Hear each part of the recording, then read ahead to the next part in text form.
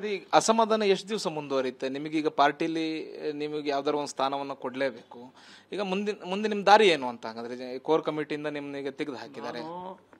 ಯಾವ ಕಾರಣಕ್ಕೂ ಅಸಮಾಧಾನ ಗೊಂಡಿಲ್ಲ.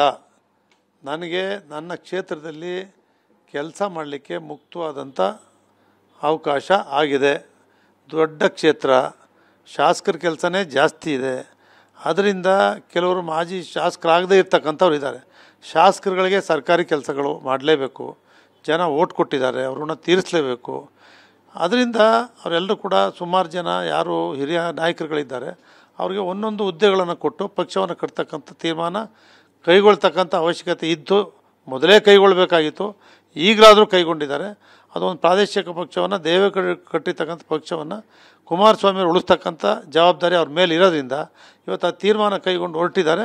ಪಕ್ಷವನ್ನು ಕಟ್ಟಿ ಅಧಿಕಾರಕ್ಕೆ ತರಲಿ ಅಂತೇಳಿ ನಾನು ಶುಭ ಹಾರೈಸ್ತೇನೆ. ಈಗ JDLP ನಾಯಕನ ಸ್ಥಾನ ನೀವು ಆಕಾಂಕ್ಷಿತರಾಗಿದ್ದರೆ, ಆದರೆ ನಿಮಗೆ ಸಿಗಲಿಲ್ಲ. ಇದನ್ನು ವರಿಷ್ಠರ ಜೊತೆ ಮಾತಾಡಲಿಲ್ವಾ ನೀವು?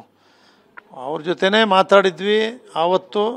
ಅದರಿಂದ ಈಚೆಗೆ ನಮ್ಮನ್ನು ನೋವಾಗಿ ಯಾವಾಗ ಬೆಳಿಗ್ಗೆ ಹೋದ ಕೂಡಲೇ ಶಾಕ್ ಆಗಿ ಇವರು ನನಗೆ ಹೇಳಿ ಬೆಳಿಗ್ಗೆ ಹೊತ್ತಿಗೆ ಸುರೇಶ್ ಬಾಬು ಹೆಸರು ಬರ್ಕೊಟ್ಟಿದ್ರು ಅಂತ ಹೇಳಿದ ಕೂಡಲೇ ನಾನು ಬಂದಿದ್ದು.